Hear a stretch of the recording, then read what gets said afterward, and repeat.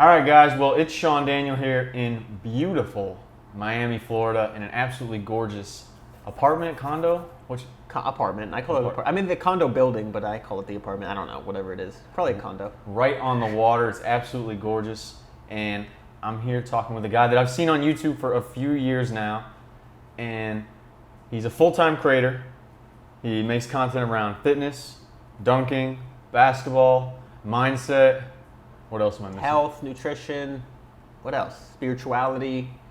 Pretty much anything that helps you enjoy life more, I like to create content around. And music. I'm excited to talk to you, Steven, because not only all that stuff. Well, first, another cool thing about Steven is that he's a 5'9", 5'10" white guy that can throw down some crazy. I appreciate that, man. Yeah, that's kind of how it all started. We'll get into it. And that's how I first found out about you. Was when I wanted to start dunking. You start looking online, trying to figure out things about dunk training, what to do for jumping, and to see you as almost the same build I probably was, 5'9", 5'10", average build white guy. To see you go through that transformation where you first had, what was your first vertical jump that you talked about in the video? It was like 28 inches. I couldn't touch the rim. I literally couldn't. And then one day in high school, I kept jumping because I knew I was close, and I nicked it, literally. And I was the same height. I was 18 when that happened.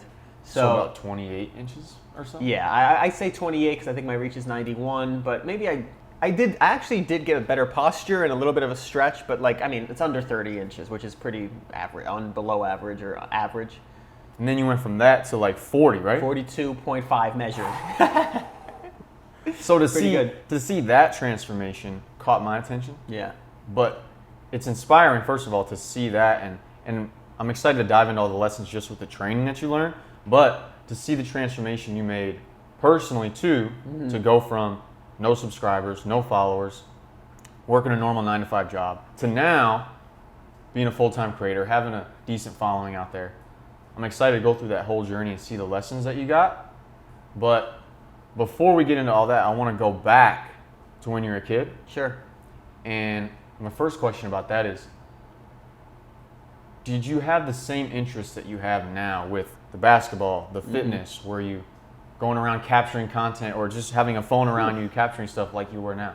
Yeah, well, first of all, I appreciate you doing this. Super awesome. And also, I love creating content about my journey as well because I have learned so much. Like, it has been such a transformation that I really like to try to inspire people because I was that kid that didn't think it was possible at all. That's why I'm so inspired. I forget who said it, but it's like to inspire others, you have to be inspired yourself. I don't know if that's a famous quote or not, but Stephen Celi said that. I definitely read it somewhere, but I'm so inspired because of it's almost like you discovered a new land and you're like, hey, there's more land here. Like, you can go do it. People's like, I don't think so. But since I found this new land, I want to show other people. So onto your question. Thank you. And, well, first of all, I forgot to say it's Stephen Celi. I believe I forgot to say your name. I don't know. I don't think I did. I wasn't. Well, they'll figure it out, I guess. That's funny. Yes, Stephen Celi, half Italian, half Jewish. I don't know what we're talking about. But the name, whatever. You said it right, by the way. Most people say it wrong 8 different ways. Celi? They do Celi, Celi. I don't know. They can't spell it a lot of times too. If I ever say Celi, it's always an S. But whatever. Make the name known. That's the goal, right? Exactly. You don't have to introduce yourself. So as a kid, I didn't know this looking back. So a theme of this whole transformation, which we talked about before the show, was that you can't connect the dots until you look backwards. Steve Jobs, that was a Steve Jobs quote, so you got to make dots. So when I look backwards, I now see that I was interested in film. I think you were mentioning as well that you were always taking pictures for your family, and you were the only one. When I was a little kid, my dad was tech savvy, and he was taking videos just because he was kind of on the cutting edge of technology, but he wasn't into film. He just was kind of in tech. So he was always with the video camera. But I remember, as long as I can remember, making videos as well. I always loved grabbing his camera. And I remember it being big, and I was a very little guy. So it was really young, under 5 years old. And then me and my sister, my older sister, we'd make silly videos around the house. So I always loved making videos, but I never, growing up, especially high school, college, I didn't think of it as a career. Because the only connection, if I think back, was movies. There was no social media, and there was no creating yourself. I just liked the idea of making videos. I think I just thought it was cool that you capture these things, you make silly things. We would make like silly skits, make little rap music videos and stuff. And then another one I made that was pretty famous.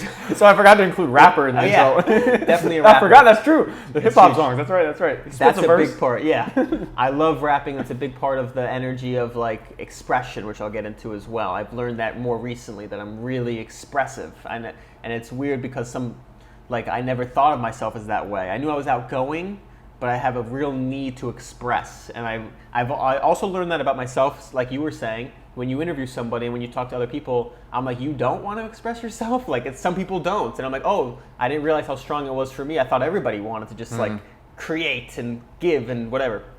So yeah, back when I was creating stuff, one of my favorite memories was this goes into the dunk journey, so we're getting there. You're fine, take your time, it's not a big Yeah, deal. so I had a trampoline in my backyard.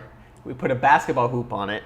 And I would film me and my friends all summer long playing trampoline basketball, and I was always the shortest one. So you would just film it? I would film it. Tripod on a camera, like a little thing I got from my bar mitzvah. You just wanted to do it. You had just no wanted reason. to do it. Yeah. I mean, I think because I was dunking on them. You're like, this looks cool. It seriously was just for fun. We would make funny videos. Sometimes we'd do like trick shots, but it was purely for fun. Like just... I didn't even all I had was like a little computer with Windows Movie Maker. Yep, yeah, remember those days. We'll get into that too, because that helped me get better as an editor, because first of all, it would crash all the time, so I'd have to like redo it over and over again. It's like that 10,000 hours. This was me putting in those hours of like editing, learning a program, trying to make it fun, adding music, rendering for 9 hours. It was bad. It was bad, dude. But you're a kid, and it's summer, and you don't care, so that was good. I'm happy I did that. And anyway, so the trampoline basketball was fun, and I was always the shortest one, and I was always liked, looking back as well, is being the shorter one of my friends. I always tried to run faster, jump higher. I was always athletic, but it definitely pushed me to like stand out that way. I didn't know that, but I just kind of like gave me a little bit of an edge, because I remember one time I switched schools in 3rd grade, 4th grade, and like I had to stay after school for my parents to pick me up. Like they couldn't get me on time. Like there's the after school program, and it was fun. You played sports, and I remember when it was my first day, I'm like, hey, can I play with you guys? They're like, oh, we already have teams, but like if you want to play, we could like substitute you in. And then I was the best one, and then me and my friend made jokes later on, because I was short, and like nobody thought you could be a football player, but we were just playing like as kids, not tackle or anything. How old do you think that is when you switch schools? That was 4th grade, I believe, was my new school. So that's like 8, I think, years old. I don't know. I'm so bad at that. So 12 5th grade, 6th grade. So do the math. you were 10. 10. I think 10's about right. 10, 11, short, and I was catching passes over people, jumping over people, playing really well. And then years later, me and my friend, we became good friends. A kid who said that to me. Remember that time we thought like you weren't even going to play, and then it was like it wasn't a game unless I was there. It turned out, because I just became good at sports at that age, and it was a lot of fun. So you were always athletic, but yes. Did you have to work to build the athleticism and the strength and speed even at 10? Well, or did you just kind of have it? Speed I had, athleticism I think I had, but I never excelled past just like fast. I was fast. I played football and basketball, and I was always above average. Okay. But not like freaky. Speed, I think I was one of the faster kids. Okay. And I think that came from that edge of like always I was always short. Playing basketball, you're like, I'm never going to do anything because I'm short. That's like the one thing you know as a kid when you're like, NBA players, they're so tall. Right.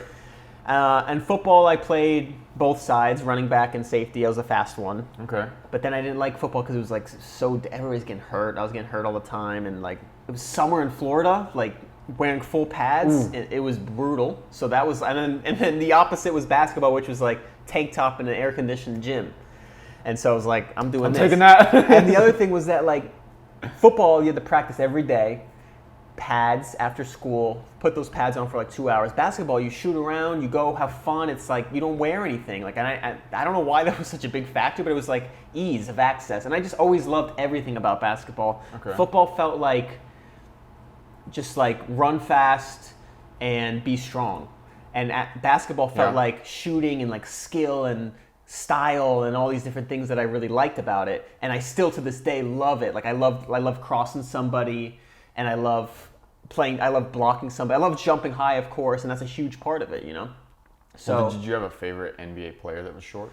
I mean, I always loved Nate Robinson because of his dunks. I love Derrick Rose, but back then I liked Dwayne Wade because grew up here. He was amazing to be around. Here is in South Florida. South Florida, but in Boca Raton. So Okay. it was like 45 minutes from Miami. Went to a million Heat games, and let me think. Players I really liked growing up. I was 'Cause a lot of times when you're, especially, I guess I can relate because you're short, white guy. You're not crazy athletic. Yeah. You kind of you look to people you can relate to, like how Steph Curry's so popular now because he's not huge. So many Yes. people can relate to him. That's the thing. That's why I think this is why it stemmed to be such a big transformation, is because when I looked at basketball players, I didn't see them as people I could be at all. Because I was always short. I was on the JV basketball team and didn't play a game. How tall do you think you were, like freshman year?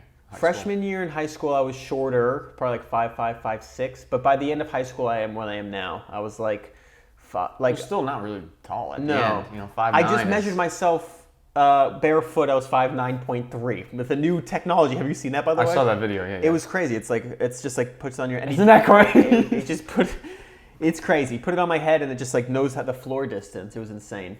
And it's funny because it's like the joke in the dunk world. It's like I was happy to be shorter. It makes your hops better. And there's a whole joke at the dating apps. I'm 6 feet, but in the dunk world, you're 5'9". But yeah, so I was about the same height. I remember like my dad did the whole measuring thing every year. Like we have like the same on the wall, like in the laundry room. We have like our measuring. But so I haven't grown since. And that's when the dunk journey started. But in high school, like I was on the JV team. This was a pivotal year. I think I was on the JV team in 10th grade. So I was probably about almost 5'9", probably at least 5'8". And some kids were trying to dunk. And some were a little bit freaky athletic.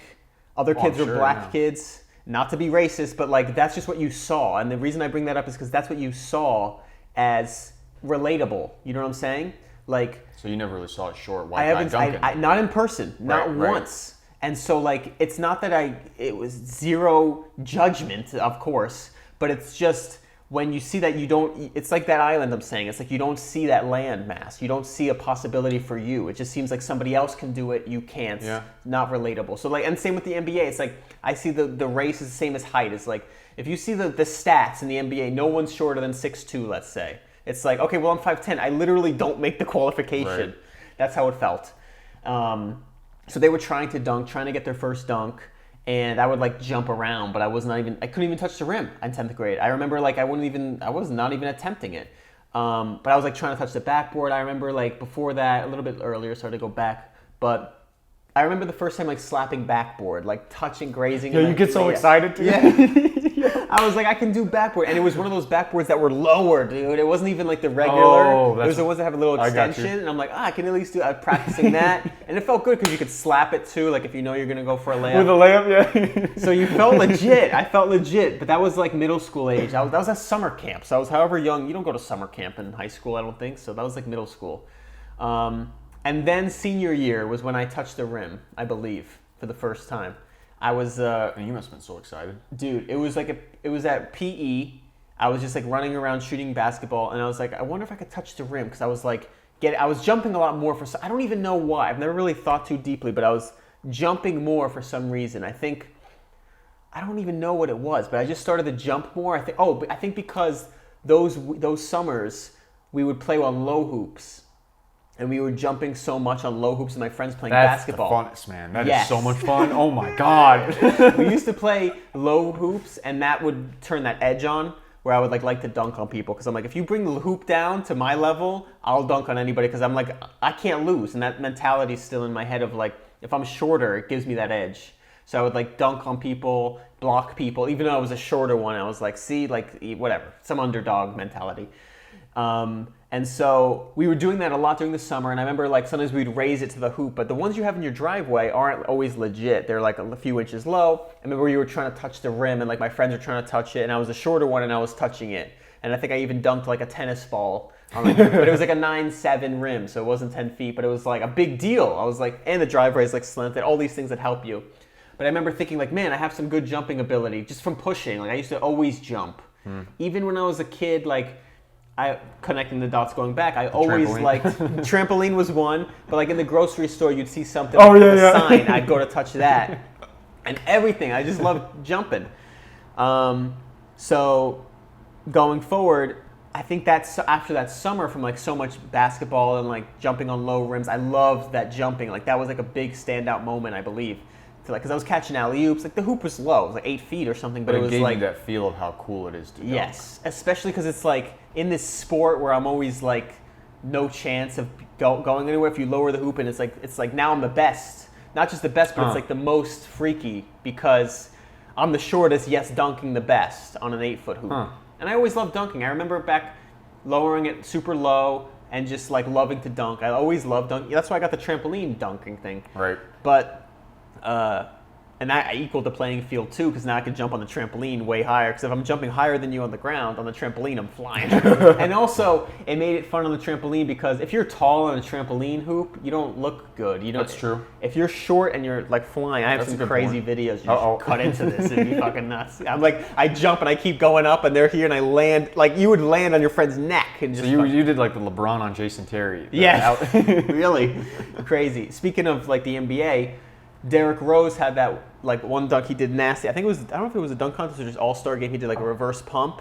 Okay. Specifically, and he just did it so clean. I remember like trying it on a low rim, filming myself, and then I cut myself out and him and put them side by side, and it was like my computer screensaver. But I always loved it. So that was around the same age, around high school. But I was like an 8-foot hoop, just doing it because I loved the art of it, the fun of it. And then I touched the rim. So we're back. I touched the rim. I nicked it on an outdoor rim. I drove by it the other day because it's my old high school, and I was like thinking about it. Like, man, I think that's the exact rim. Maybe I'll go there one day. But like I remember like jumping off one foot, just like trying, and then I nicked it. That must have felt so rewarding. And I was like, I touched the real rim. And then it was. And then I did it a couple times. And that's when the seed was planted. Then I'm like, okay, I wasn't able to touch this rim ever since I went to this high school. Now I just kind of jumped more consistently and got it.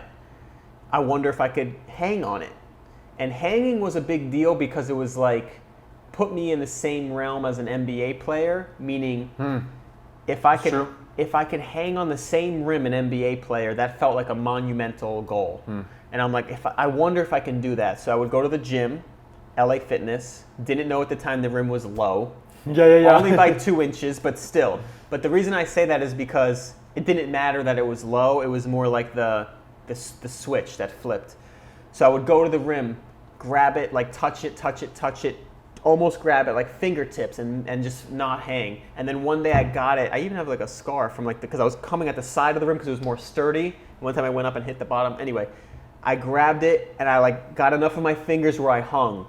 And I like hung on it. I'm like, oh my God. First of all, that's scary. Yes. First time you hang. I don't know. I wasn't afraid. It wasn't scary when you first. I'm going off 2 feet, so I'm going up and down. I don't know. But back then too. Because when you don't have confidence that you can grab it. Yes. I'm going with one hand, and I was like, I was nuts. I was very amazed. Like I was the shortest kid dunking on people, like on like when you see the trampoline videos, like I had no regard for my body. Like I was low to the ground. I never got injured. And I was not scared. And this was actually my first injury in basketball. But so I wasn't scared. I was more like my adrenaline or like the thought of doing that was like so high. I was blinded to like anything. I was like, and I did it. So I hung on the rim. I couldn't believe it. I got video of it, which I think I lost. But it was my very first rim hang ever. Couldn't believe it. And it was like barely fingertips. And I'm hanging on the rim, and I can't believe I did it. But it was like, some people like hang there forever or whatever, like this, like, yeah. and I get that. And, but I was like thinking like, man, that can never be taken away. Like I did it and it's on video, but it's like, forget the video. It's like, I hung on a rim that an NBA, like those same rims. I was blown away. Then I broke my ankle. So how old were you when you hung on a rim? Senior year, you said? Senior year. I think I was 17 or 18. Let me think. I think it was senior year, I'm pretty sure. Because I think this was before I started the official dunk journey to go dunk. And I started that right before I turned 19 when I started college. So I'm pretty sure this was the summer. Yeah, right before summer, I think I was 18. Okay. Hung on the rim. Then that summer, I'm pretty sure I broke my ankle playing basketball. Landed on someone's ankle. And was in a boot for like a couple months. Yeah. And then this was another big milestone, was that I came back, couldn't hang on the rim again. But my mentality was different. I'm like, oh, I did it once. I know I can get it back. But that also, and I was a little worried, but I was more like, that was the first time I realized like, oh, I know something's possible now, instead of like, is it possible? You know, it's like, okay, I know it's possible, got it back, and I'm like, okay, yeah, you can get it back. You don't really lose your balance. It wasn't a fluke. So that taught me a few things already. That taught me that it's like how confident I was that I could do it again. And it used to be like, I hope I can do it. Like, I wonder if it's even possible, to now it's like that. And then also that like you can overcome things and keep going. So that was like my first obstacle. Then I started the dunk journey. It's interesting though, throughout the whole high school time, you were still capturing your journey. Video? Yeah. That's so interesting. that was the first time I filmed me touching the rim was that, before I broke my ankle, that one. But before that, I don't think I was filming. I wasn't filming anything document-wise of like, I was filming me dunking, but just for fun. Like, I have videos of me dunking on 7 feet. Oh, I do have one of me grabbing the rim, but that was more like a highlight video. I wasn't thinking of like dunking. I was just like showing off hops. Did the interest in capturing stuff kind of dwindle from when you were a kid to high school? So when I started the dunk journey, so I was posting on YouTube, but it was weird highlights. Before my dunk journey, it was another YouTube channel. It was like me playing Madden, me making mixtapes of Madden or Skate. You know, like the game Skate. I would love that skateboarding game, and I would do that. This is when I started editing as well. I made a funny video of me and my friend like flying. So like he would jump, and I made him like explode off the ground. Okay. So that was just me making videos for fun. Just for fun. Okay, so you're still doing it. I was still doing that in high school. And the trampoline videos were like middle school, and then maybe in high school, and then some of those, I don't know if we ever filmed some of those low rim sessions, but I think we might have. Okay. But that was just for fun, like just to have fun. And I made a little Kobe mixtape with my friend in my house, just playing one-on-one.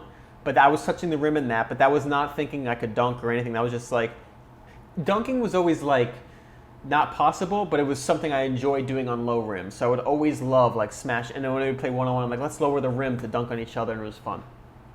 But then when I started my new YouTube channel, which is now my main YouTube channel, it was just documenting. Like, I didn't think of it as entertainment. What made you want to start it and document and share it online? Okay, publicly? so then once I hung on the rim, I think right after I hung on the rim for the first time, I started looking up dunkers, and there was nothing. There was like freaks and then like the rest of us. But there was nobody showing their whole process. But I found this guy named Andy Nicholson, Over the Hill Dunker. I'm not sure if he does the dunk camps. He's amazing. He was 39 at the time, 5'10", white, and went from touching the rim to dunking. So and he had the process. He had it laid out. He had like 12 weeks. He was like him touching the rim, him dunking, my height, and 39. Yeah, and I'm like, I'm 18, turning 19. Like, what's my excuse? So back to when I knew it was possible, I'm like, this guy freaking did it. I can definitely do it. So then in my head, I'm like, 12 weeks I'm dunking. Like, I thought in 12 weeks I'm dunking. So I was literally telling people at high school before graduating, I'm like, I'm going to be dunking by prom. I remember saying that because it was like December. So maybe it was the year before I broke my ankle. Okay. I'm trying to think, man. It's hard to remember. But I just remember seeing that, telling people I'm going to dunk. And the funny thing was, because I was so convinced I was going to dunk, I was mind blown that they didn't even like fathom it. Like, they couldn't even fathom it either. They're like, oh, that's funny. Like, they thought it was a joke that I was like attempting to dunk. Because I was the shortest. We were like a crew of basketball players. All my friends played. They didn't think any of us could dunk, let alone the shortest one of the group. Huh. So that was fascinating to like see everybody just like push it up. But it wasn't even like they pushed it off like they didn't believe in me. They didn't even think of like maybe. They weren't like, oh, that'd be cool. I'd love to see you do that. They'd be like, cool. Like, it was like not even like a thing. It was like completely gone. Anyway, so I started documenting simply because I remember thinking like, if I ever dunk, it was still an if. I'm like, if or when I first dunk, it would be amazing to see a video when I physically couldn't do it. Right. It's almost like a map. It's like you show where you before and after. Like, there's nothing better than like, and so I don't know. Luckily, I had that hindsight to show like, this is where I am right now, it'd be crazy to show, like, I literally couldn't do it. Like, you see what I'm flying right now? This is literally how I started. Nothing changed besides, like, just training. So you didn't want to do it for a purpose of other people to see it necessarily? No, I wanted to show everybody. Okay. I wanted to show people that, like, when I dunked, of course, but also to it was more like it was more the expression side, not of, like, I told you. It was all for, like, I wanted to, like, the same way you have a good song that you want to share with somebody. Okay. That's the only way I can put it. You're is just like, excited to share about I what was you were excited going to through. share and So share wasn't my any journey. Big picture, like, oh, this I could be doing this maybe by myself, you know, YouTube channel, big No, creating. it was just, like there was a moment that came in. right, I'm sure, but early on, dude, it was pure documentation. And the reason I put it online, like you said, for public, was because I wanted to send it to people. Like, I was up in college, and my dad was a big person. I wanted to, like, show him my progress, and it's like it wasn't as easy back then with, like, hard drive space and all this. Right. Like, there was no Google Drive, I don't think. Like, my early videos I ever posted were not even on YouTube. I mean, not for the dunking, but before dunking, it was Google Video. It was a weird platform. Like, some of my trampoline basketball videos are on Google Video before YouTube. So anyway, so I would, like, send the YouTube link around to my friends. Like, look, this was week 2. And some of my friends would be, like, hyping me up. But it was cool to, like, show them, like, when I would grab a rim or hang on it. Like, I remember the first time, like, 6 weeks in or something, I hung with 2 hands. And so I got to send them that. And that was hyped. I'm like, look at me. I'm, like, fucking flying now. It felt. And so that was how it started. Yeah, it was more just, like, documenting and kind of being able to share the experience with my friends. Because, like, I feel like it was, like, I don't know. That's a good question. it's interesting that you had the courage to be willing to share it publicly online. Yeah. When you weren't the success guy. Because I think when sometimes I run into it and I talk to people about it, people get so afraid to post some of this stuff online when they don't look like the success. They don't want to show the journey. They don't want to show them doing a video, getting rejected, trying to pick up women, trying to gain weight through the journey, but they can't. Yes.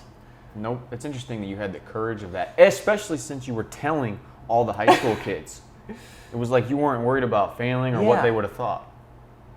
Because they could have easily came back and be like, Steven, no, you didn't make it. You talked all this crap. You put all these videos out, all these comments. It's interesting that you just weren't even worried about that.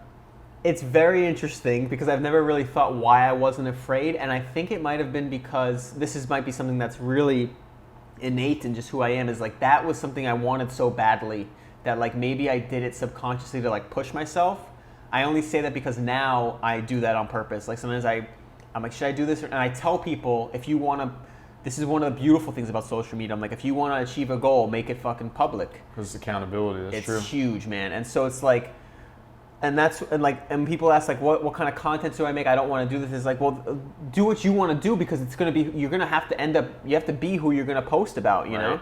So like all this stuff I do anyway. So I don't know. I think it was just because I wanted it so badly. And I didn't even, this is a good answer. I didn't even think about like, what if I failed? I was just thinking, how cool. I was so enamored by how cool it would be when I got it to show them. Like, I don't even think I thought about that. Like the same way I just said something earlier where it was like, when you said, oh, were you scared to fall? Right. I was like, I was so enamored by that. Like doing that, I didn't even think of like falling, you know? And so I think the videos were the same. I'm like, I gotta document this. Because it's going to happen. Yeah. And I had great belief behind it. And I didn't even know if I think I had belief because of the Andy Nicholson videos and his proof. The guy who went before me. 39, yeah. But I think it was more the excitement. Like, imagine what this would be like. Like, that outweighed the fear. So, like, the excitement outweighed the fear. Because I didn't have self-belief. Because I know I didn't. Because later on, I started to learn about big mental blocks I had.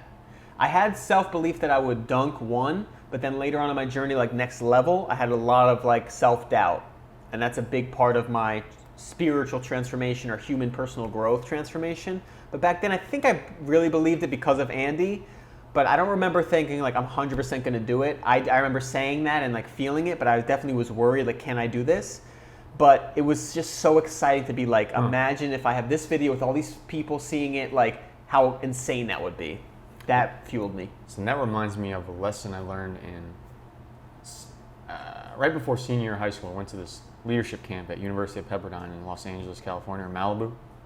One of the speakers talked about the term "what if," and how almost every time when we do a what if in our mindset of a scenario playing out, we always do the what if of the negative. Yeah. Versus, like you're talking about, you said, what if I dunk? All these great things could happen and I could document it. Yeah. Versus so many other people I could see saying, oh, what if I don't dunk? Yes. And I put all these videos out and I get embarrassed. So just even the not having total belief, Yes. but just considering, I would say, Yeah.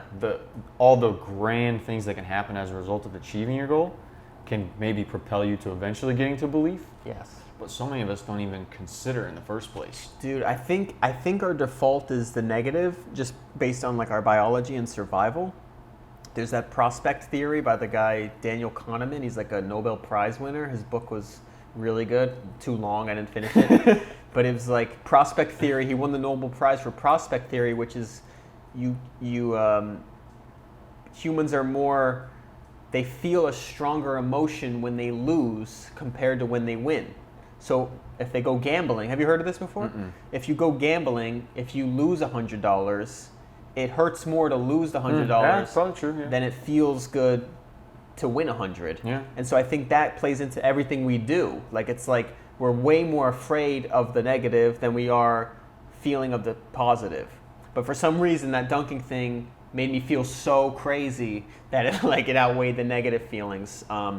But yes, I don't know why we do that, but I try to show people that. That's what my content is about. Even just yesterday, I was running on the beach, and my motivation was like the sun came out because it's been raining for a while. I love the sun, and I'm healthy, and I didn't sleep well, but I'm like, I have this beach I can go run on.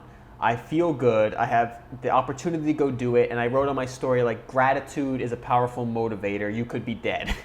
Because it's like, if you think about, if you, like you said, I know this from my own conditioning, is like you said, you can look at things in different ways. So if I'm standing on the beach, I'm like, the sun is out, I'm alive, all my limbs are working, I have my heart racing, I don't have COVID, I'm like, you know what I mean? It's like, and I have like nutrients back at my house, I can go refuel, I have water, I have all these different things I can go, like, I have this beautiful opportunity. Some people are stuck at home, some people are sick, some people are handicapped, all these different things.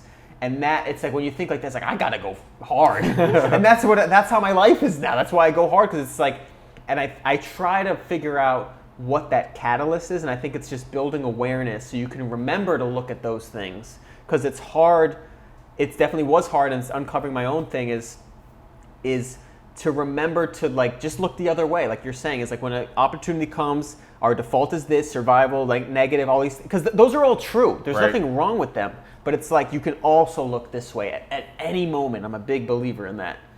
So what was the moment then, fast forward, when you first dunked? Yes, okay. And how old were you? Oh, Jesus. So I was, okay. So you had hung on rim right before senior year or senior year? I think it was that summer. Well, I broke the ankle. And then I remember when I started the dunk journey, dude, it was a 9, 10 and a half rim, which means it's an inch and a half short. I didn't know. It's at UCF. And the very start day video, this is insider information that I try to tell people, I didn't document every single jump because I was trying to like make the best of that day. Not on purpose, but I'm just like, I just want to show like the highlights of the day. Okay. But I was trying to grab the rim and I couldn't hang on it. I was touching it, grabbing it, snapping it, but I wasn't jumping high enough to literally hang on it. And then one jump, if you see it in the video, it's my very first video on my YouTube, I grab it and I hang and I'm like, nah, like I just got it, and I hung on the rim. But that day I couldn't even, that took me like at least 7 or 8 jumps to hang on the rim once. Okay. So that was 2011 November. So I was 19. I was about to turn 19 because I turned 19 in December. So I was 18. And then... So when did you go and actually dunk? I think so that was a 9, 10 and a half rim. The first dunk was that February, I believe. Okay. So it took me like 4 months, 3-4 months. But that rim that I dunked on was off one foot, a little bent, like 9.9. But it was my first dunk, and it'll always be my first dunk. I don't care that it's low, because I didn't know it was low at the time. I wasn't measuring yet. And it was a rim that I used to play on through high school. That was like, and I'm seeing this rim, I'm like, I can't believe this rim is what you just dunked on. And it's a gym. I'm like, this is a gym people play legit basketball on, and I'm dunking on this rim. It was crazy. And that day, though, I did put a lot of clips in. You see me miss 100 times. Like, miss, back rim, like 100 times, and then I get one. So it's like, but I could have easily just put the make. But my point is like, even though I make one, you can't, it's not like now you just make them all the time. Right. It's like it took me like 10 tries just to make one on that best day. But fast forward, I think maybe another 4 months at most, maybe like another 6 months, maybe to the next. Sometime during that year, I think it might have been like June or July. I was at FAU for summer classes, so I could access their gym, and they had a legit 10-foot hoop. And that's when you dunked. And that's when I dunked off a lob. But at the time, I was already dunking in my head, and at LA Fitnesses, but that was my first 10-foot official dunk. So people ask me that question, I'm like, how do I answer this? But I usually say 6 to 9 months, because like November to like the end of February is like 4 months maybe, but then I know I probably dunked higher rim, I don't know, but about 6 months probably from like hanging, but I was already hanging. Like I was already hanging the year earlier, broke my ankle, got back to hanging again, and then got to the new rim, which is a little higher, barely hung on that. So touching rim to dunking, 2 years, a year and a half. Wow, that's Maybe. a long time. But it's like you don't know it because I didn't really start until that day of like filming. I didn't really say I'm a mission to dunk. That Okay. was when the dunk journey was in my head of like, I'm starting it, let's document. That's what I remember. So when did the YouTube actually start, would you say, in your mind? Okay. Where it really became, okay, I'm going to make these videos about the dunking and how I did it versus just, oh, there's... Documenting? Yeah. So there was a moment when I was, so I started doing that, started dunking on the rims, trying new tricks. My first trick I ever wanted to try was a windmill. I always wanted to do a windmill. That's why people ask me, that's why when people ask me that, I say don't do the windmill, because it like took me on a path that like took me away from like the foundation of jumping and dunking. Okay. I just like chased this one thing, and it was like, anyway, but that's why I got so good at it too, because that's all I did. So I was trying to do a windmill, and I forgot to mention this, while I was on my few months of a journey, or even beforehand, this was when I was before I even started my own dunk journey, I was like messaging people on YouTube. There's only a few, and they would respond maybe in a week or two. It wasn't like you could find people or answer them. Jordan Kilgannon was one of them, the famous dunker, if people aren't familiar. But I would ask him, like, how do you jump higher? Ask him all these basic questions, because couldn't dunk yet. I literally couldn't dunk. So I was like, what do you train? What do you do? Like a million, and he was the best. He was responding as much as he could. And like other people would respond. Andy Nicholson, the guy who inspired me, he would respond. I had another friend, Nico, that was like on the same journey as me. Like we started around the same time, about the same height, and jumping about the same height. And so we would talk. But it was very sparingly, the conversation was very limited. And so when I started doing windmills or trying to attempt a windmill, I started to notice I was getting so many questions. But I wasn't that many. It's probably maybe a few on each video, but it was like from new people all the time. And I would just respond. But then after a couple years, because I was doing it for a couple years, and then I got my corporate job. I graduated and I got my corporate job. So you were doing the videos all while going to UCF. UCF? Okay. Yeah, FAU was just the summer. And then UCF, I was doing them all through there all the time. I met great dunkers there. They became like the best dunkers in the world now. Isaiah Rivera and CJ, they're amazing. So we got so lucky that we were close by. We were dunking all the time, having so much fun, making videos. And that's when I started we would record our sessions, and I would kind of talk to the camera a little bit. But then when it was about 2016, I think it was, I was in my corporate job, just graduated, and I was like, I don't want to do this job. How do I escape? And so Casey Neistat was doing vlogs. Vlogging was getting huge. What year was this? 2016, I believe. I think you said that. Yeah. Okay. No worries. And so vlogging was getting big, and nobody was really doing that. And then I'm like, and people were asking me the same question over and over how many again. subscribers do you think you had then? I think I had like under 5,000, I think. Okay. And you had been doing it for? Since 2011. 5 years. Yeah. Wow. That's a reality check, I think, for so many people just in that, because even the big YouTubers that explode, they even take like a year, 2 years to hit 100K. Yeah. You know, and look how long it took for you. Yeah, mine's like, that's a strength and a weakness of mine, is that my followers might be the deepest out of like any dunker, because I engaged with every single one. but I didn't make videos for the algorithm or like flashy, and I was like almost too honest. Like I'm like, my titles are like 10.5 dribble dunk attempts instead of like white guy dunks. Right. You know what I mean? Right. But I wasn't thinking that. That's what I'm saying. I wasn't trying to make a YouTube. I was trying to just document and like. And it wasn't until this job where it was like, okay, maybe I want to do something else. Yes.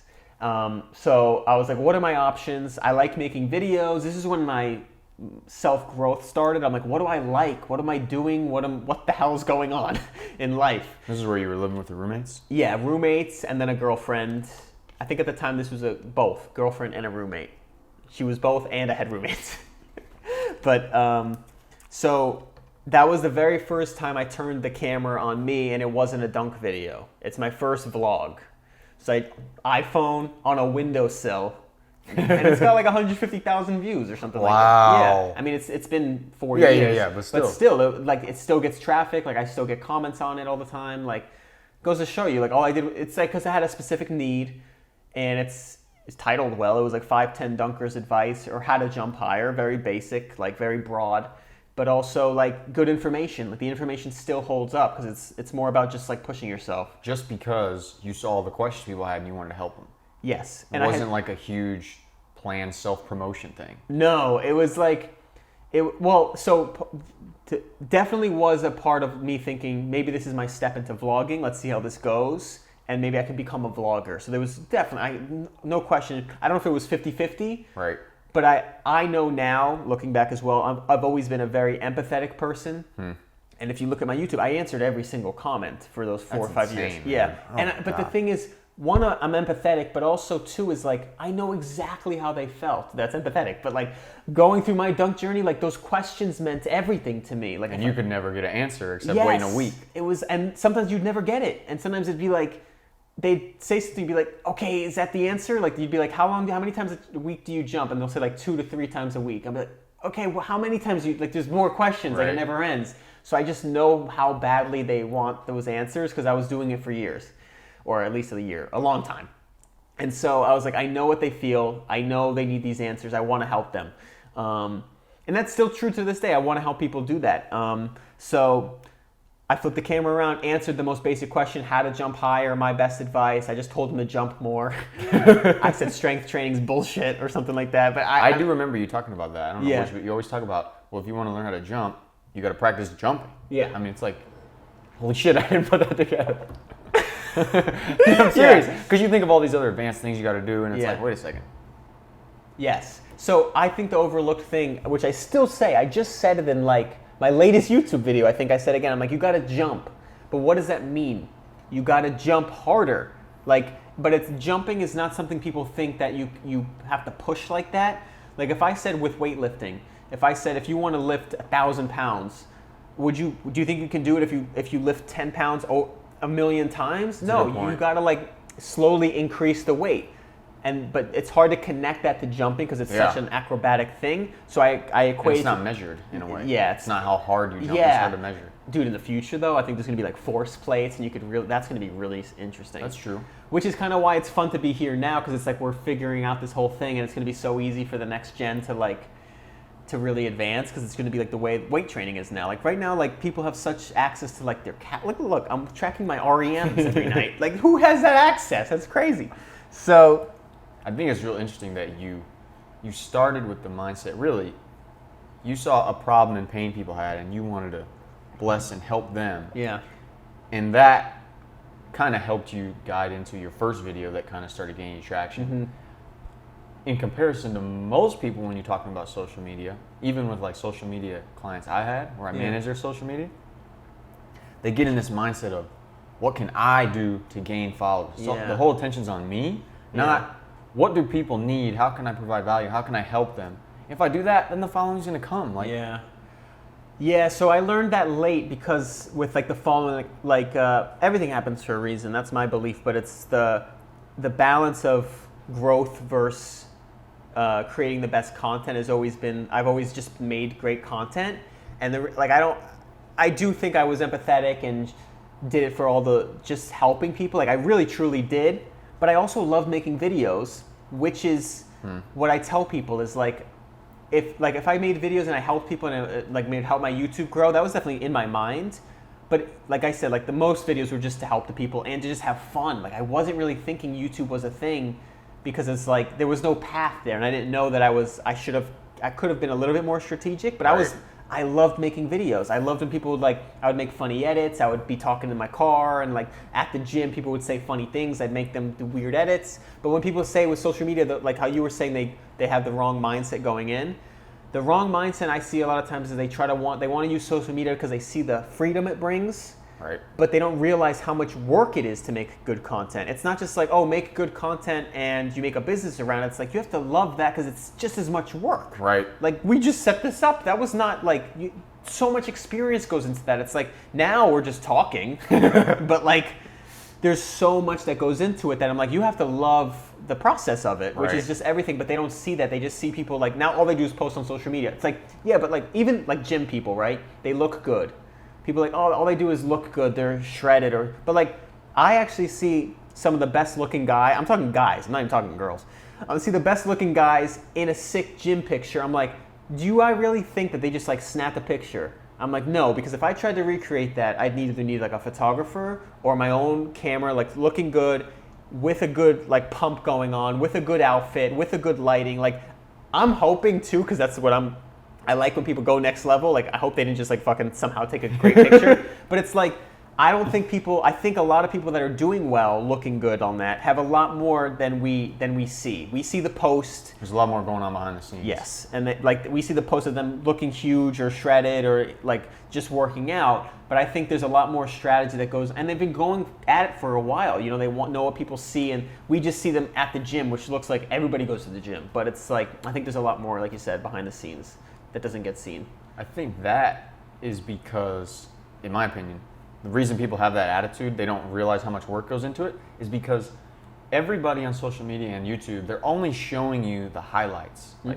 oh, my great body. Not many people are really being honest when they're having a crappy day. It's really hard to motivate them to go to the gym. Nobody ever wants to post about when they look crappy. Yeah. So then you, as a consumer, think that the successful, ripped, big YouTuber, great fitness guy, you don't conceive that they go through the same struggles you do. Yeah. And so I think if people promoted and shared the struggles and the behind the scenes, the consumers would then have an idea of it. Yes. That's kind of what I do. That's kind of like I have such a loyal following. So this is back to that spectrum of like being honest for showing the highlights. I think I was almost too honest because I didn't catch the growth I could have gotten, which I don't mind. But I have such a loyal following. Like the people I have are like the nicest. They're all about positivity, like loving. Like I almost never get a negative comment, which is like usually the other way around. People like always get negative. Like people can't even say something mean to me, and I think it's because I showed those other sides. And the reason I showed those sides was because, like we were saying, I said at the beginning, is like to inspire others, you have to be inspired yourself. Yeah. When someone showed those to me, it really inspired me. So I'm like when I felt that movement, and it also changed me. Like I think you mentioned something that really transformed you about your mindset. But like when I like had a bad day jumping and I learned something and then made progress, like went even higher the next day. Let's just use jumping as an example. Yeah. I'm like, this is so good for them to know. You know, like my mindset was like, this is what they need to know. It's not just like, and with the jumping, it's like, yes, you just jump over and over again, but you need to know the mindset. You need to know like the deeper reason you're jumping. So you can. It's like it's the saying of like, give the man a fish, he eats for a day, or teach a man how to fish, and that's what it feels like with like showing them the struggles. It's like you're showing them all the tools.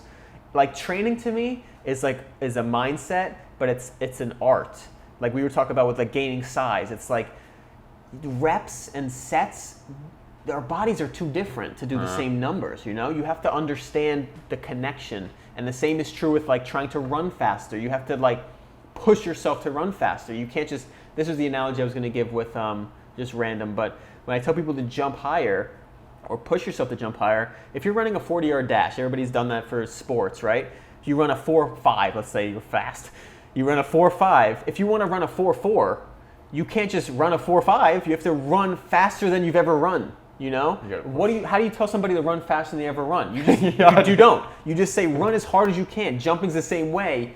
but you have to do it. And no matter, like, the guy who runs faster, he's not, all the supplemental exercises are going to help, like the strength training, the agility training, the plyometrics. But at some point, to run the 4.4, those don't just equal a 4.4. He's got to run, right? Right? That's a good point. And so for jumping, it's the same thing. The supplemental are good, but you have to jump higher. You have to literally like try to propel yourself. But that's the beauty of the body, is like if you have that stimulus and you figure out how to, because your body's just responding to what you give it.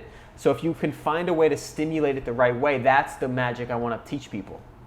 That's almost like the saying that to do something you've never done before, to get to a place that you've never been before, you have to do things you've never done before. Like, yes, if you want to run a 4.4 and you never have, you're gonna have to run harder than you ever. Yes, dude. That's the key to everything. Is like the real key. Another key is like Major Key alert. I mean, we're in South Florida. DJ Khaled, Major Key. Maybe we'll come over. I'll call him up. He's not too far. This is a really big key. Is that feeling I was talking about it with. I had a new client, and I was uncomfortable at first. But after it, I'm so satisfied. One, because I killed it. I'm really good at what I do. I'm just kidding. But I did well. But it felt like now that's like in my playing a field. I like to equate it to traveling. It's like it's scary to go to a new land. But once you're there, it's like, oh, now I have this land in my bag. Like I'm accepted there. You know what I mean? Like say you like discovered a new territory. Now it's not scary because it's an unknown. Right. It's now like a known.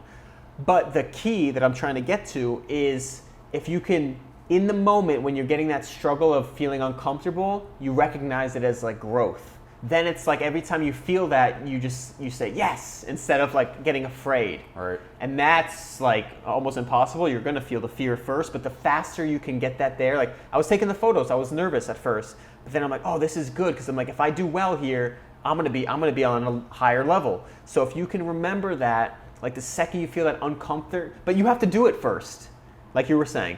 If you get uncomfortable and you have success, it'll teach you for the next time that this is how you grow. It's so hard to teach people that without the experience. They have to do it. That's why I'm just like, do it. So were you uncomfortable when you started to really take YouTube a bit more serious? Oh, I forgot to tell you about this. This is a good part of that.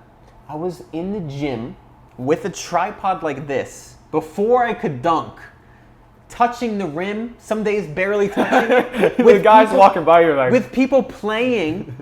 And they're like, what are you doing? Like they would literally say, what are you doing? I'm like, I'm trying to dunk. I would tell, this is shit I wish I documented because I'd be like, I'm trying to dunk. They're like, what do you mean? Nobody was training to dunk when I was dunking. I've never said this. I'm so glad you're interviewing me. This is giving me chills. Seriously, because like this is something I need to make for my channel. It's like, nobody was trying to dunk when I was trying to dunk. I walked in the gym I look like a lunatic. Oh, only the guys who could easily dunk were doing the jumps. Nobody thought you could train to dunk. Everybody thought you can dunk or you can't. And nobody's in the gym with a tripod. Right. Who's in the tripod? Like nobody's even filming themselves yet. There's no Instagram. This is before Instagram. Who's filming themselves? It's true. No, it was crazy. And that's one thing that I think I overlooked myself is like I was willing to. I wanted to document this so bad. This goes back to how bad I would bring a tripod in a basketball court. And you didn't care what people thought. That's a huge key. It is a huge key. I did care, but I cared more about the goal. Right. And that's huge that I tell people is like, they say, how do you stay motivated? It's a question I get a lot. And I'm like, you get a goal that's too powerful for you, that it lets you break down these barriers. Like I felt like a crazy person, and I also felt so embarrassed because like some days I couldn't even touch the rim. Like, I would just be jumping. I literally, because it was my jump training, I wanted to film it. I would just be jumping, touching the rim, touching, sometimes not touching it, and filming myself. People are like, what in the world is this guy doing? And I'm like, I just had to be like, I'm going to do it. So what did you do to build that belief, though? That you were like, okay, I'm going to do it? Yeah. I don't know. Nothing? You didn't like have some books or inspire? I mean, obviously you watched the NBA, and it wasn't like you wrote it down. I think the inspiration was just the thought of actually doing it and like having it on video and being like, I did it. It's funny how much more, I think, sometimes self-belief and like willingness to go after big things we have when we're younger. Yeah. Before like we've gone through the real world. That's what people say, yeah. That's what people say is like go after when you're young and dumb. They're just like, you don't even think about it, you just go for it. This was kind of like that. But I think I really give it a lot of credit to Andy because he had the videos that he literally did it. So I think that really solidified that I can do it. because he was my stature. He didn't look athletic. Right. And he literally was like where I was. He was like grabbing it, like barely touching it, and then he was dunking, and he was white and 39. So I'm like, and my height, and I'm like, why? Look, you'd have to try to convince me I can't now. Right. So I guess that's where the belief came, because if somebody can do it my height, my stature, and so much older, I'm like, I have time, but also like I felt like inevitable. I think that's where it came from. Man. And so you had 5,000 subscribers around then? Dude, I don't even know. I should probably look that up, but So not many. And now you got 40 I might have had something. 10,000, because I remember making a 10,000 video with my girlfriend back then. But I think that was after I started vlogging, which means it was after that first vlog. So I think, to be safe, that first vlog I might have had 5,000 to 10,000 maybe. So how long did it take you to go from starting to make the content, the first vlog, to eventually, we'll fast forward, getting to be able to quit your job? Okay, so 2016 first vlog, and then I think somewhere in 2017, I did a daily vlog. While working? While working, yeah. I think I did it for... You must have liked editing then, Yeah. dang. Dude, it was next level. And one thing I was really proud of myself, I learned this from Casey Neistat. When he was doing daily vlogs, sometimes he would be like one day behind, Right. and he would show a preview of the next day. Well, it gives you more time for editing then. Meaning instead of like having But to you're film still doing one every day. That's true. It was, but what was cool is that he did a preview of the next day at the end of the video. So he already filmed today, and then, like, say, what's today right now? I don't even know. Saturday. I'm filming right now. Tonight, I'll be editing Friday's video, and I'll put a little bit of Saturday's in. So it's more work. That is actually true. Because like the story, he's incredible. That's why he's so inspiring to me, because it's like the foresight and how he keeps it all. I don't know. So I was doing a daily vlog. I want to say at least for like 3 months straight. Actually, before we go there, I want to ask Yeah. this question. I forgot. When you graduated graduated college, were you excited about going to a normal corporate job? Or No. was it status quo? Or did you just feel pressured like you had to So do that, or what? I go right to Maslow's hierarchy of needs. It was like, I was like, my dad and my parents, they helped me through college. I had a job in college, but they helped me through there. They helped me with rent here and there. But and you just went to school just because that was the next thing to do? I didn't know. I had no idea. That's what I want to try to teach people, is like, start learning who you are. Like, I didn't even know who I was. In college, I learned a lot, but I didn't even know who I was. I had a corporate job internship during college, and it was a desk job. I'm like, this is not for me. And I already knew before I got it, but once I had it, I'm like, I had two of them actually, 2 internships, and I'm like, I don't know what I'm gonna do, but this is like all I knew. Right. Speaking of like the known and unknown. And so like, and back to a strength of mine was like, I was really grateful as a kid for my parents that I'm like, I don't want to F this up. So like, they helped me so much that after college, I'm like, all I knew was like, get a job. So I'm like, I gotta do that, because if I don't, I couldn't even like fathom like going against my parents at that point. Okay. Now I kind of did it, which is another struggle. Of course they're supportive, but it's like, it's almost, they just want the best for you, you know? Right. But it's like, And sometimes it's all they know. So. Yeah. So then I So I that got was the what job. I wanted. And then you got the job, and then you started YouTube. And then what was the whole process of like getting to the point of like, oh my God, I can quit my job? Yes. So that was a big mountain. So I got the job and paid all my bills. Like, I'm on my own payroll. Like, I have nobody helping me. I have my own apartment. You must have fed your self-confidence just that. Yes. So that's what I mean by the hierarchy of needs. It's like, that was like survival or like safety, whatever they call it. Like Self-sufficiency. Yeah. So it's like, I felt like I was here. So I was like, I stepped up. I'm like, okay, I know what it's like to live a full life. I have a job that's not going anywhere. Like corporate, you can kind of count on forever. Right. You know, I graduated. I got the job. I have a car. I have an apartment. What else? I have food every day. Like it felt safe. I felt like I was on this playing field that I couldn't fall from. And so I was like, okay. So that allowed me to start thinking like what I wanted to do. You know, start playing a little bit more. Because you felt more free. Yes. So now I'm like, okay, instead of like chasing this dream, I started doing like photography on the side. My friend has a social media marketing company. I started doing videos and editing for him. And this is when I started trying a ton of shit. And also, I fell in love with podcasts. I discovered Joe Rogan. and he opened my mind, like just the way he thought, but also the guests he had on. Like I learned more from a Neil deGrasse Tyson podcast about the universe on my ride to work than I had from anything ever. I was like, and that flipped my whole perspective of the world, because I was listening to music on the way to work. I didn't listen to podcasts yet. I didn't even know it was a thing. And then I found Neil deGrasse Tyson because I liked his show Cosmos. That broke my brain as well. That was another experience where it's like, I didn't know we were so small. That really like freaked me out in a good way. That was me becoming myself. It's a whole nother story. But so I was a fan of Neil deGrasse Tyson, saw him on Rogan. I'm like, what the hell is this? They're talking like so casual. I was like, this is amazing. Joe was asking questions I would have asked of like, what the fuck does infinite mean? He's like, there's two types of or like there's multiple ways of infinite. I'm like, what does that mean? Like, just like really intriguing questions. And I was like listening to that, and I was like, I remember thinking like, man, I could learn so much in a short period of time. What else am I missing? Like that was a big question. It's like, what have I been missing for so much? What is this? Notice I've never sat here before, so in your own place. I haven't sat here. And I've sat here and I've sat where you are. And you said you wanted to do a podcast setup. Yes, this is awesome. But no, I love this setup. So that really opened my eyes of like, what else am I missing? And that's a big theme of me, is like when I was talking about the gratitude of like running on the beach, is like when I had that missing thing, is like I couldn't go back to just like, I couldn't go, it's almost like you're awake now. That's a good way to put it. It's a spiritual term. It's like an awakening, but it's like, that was a big awakening where it's like, I can't like go back to sleep knowing there's all this info out there. It was like, it was intriguing. I was just fascinated by it. So I started heavily listening to podcasts, learning about mindset, motivation, listening to Gary Vee, listening to Casey Neistat about like, one thing Casey Neistat said was like, you got to let go of one branch to like swing on the next. So like if you're Tarzan and you're grabbing a branch, he doesn't fucking hold on to both. You let go of this one and you hope the next one goes. That was a huge, all these different things I'm learning from these people are opening my mind so much. So I'm at work, I'm trying all these different things, the freelance photography, freelance editing.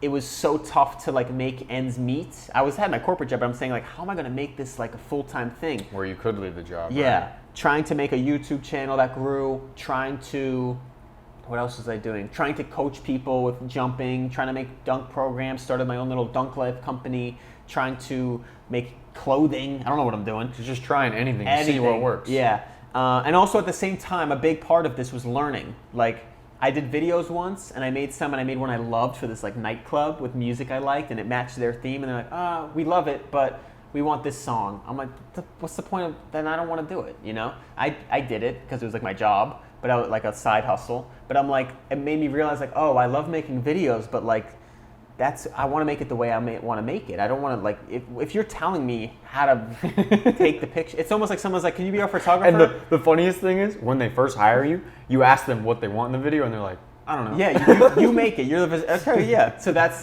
but okay, so before I leave this point, for all the aspiring creatives, you got to do that grunt work. You got to learn free work and stuff. You got to do the free work, like we were talking about, and you got to deal with that. You can't be like arrogant to be like, no, I do the work I want to make. This is the. It's like you learn from that, and you be like, and you think to yourself, this is a good point that I was able to do in my head. Is like, this is the work I don't want to do. I want to get to a place where somebody pays me to make the art I want to make, but you have to earn that. You can't just. Who are you to just be like, no, this is actually better? You might be right. You probably are right because you're the creator, but you have to earn that. And so that's a big point. I just wanted to make sure I hammer home. So trying shit. Started my own podcast. Thought that would be lucrative because of like Rogan, of course, but also I love talking, as you can tell. You're Italian. Come on. My mom's Italian, I know. And I'm fucking knocking shit over my hands. So yeah, but the podcast. Every Italian talks with their hands. Yeah, I know, it's insane. What's funny is my corporate job. I'm gonna get back to this, but the corporate job did a personality survey on the things, and one thing that said in mine was like, based on my answers, like probably very expressive when they talk, and I was like, that's a personality test told me that. Anyway, it was funny. You could have just read your heritage and known that. Exactly, 23andMe. So the podcast, though, I thought it could be lucrative because the the monetization was a lot higher than YouTube. Like it was like I think it was like 4 CP whatever that is, $4 per click or something like that. But a podcast was way higher. It was like 12 or something. So it was like 3 times as like basically like a That's down. interesting. Yeah, because it still is. You're not viewing.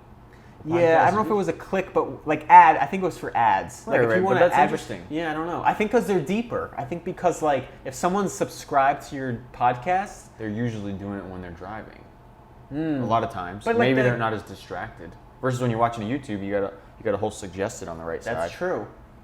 I think it's just because of how deep they go. Like they hear it. Like a listener is such a deep thing, and maybe because it's just new. Because you have to pay attention for so long Yeah. if you're going to listen to a podcast. Yeah. Versus a YouTube video can be 5-10 minutes, Yeah. and you don't have to be as invested with your time. So Maybe. I don't know. All I knew was that was more lucrative. I'm like, I'm going to shoot for this because all I need is this many downloads. And I'm trying everything. I'm putting affiliates on my YouTube because I have camera gear.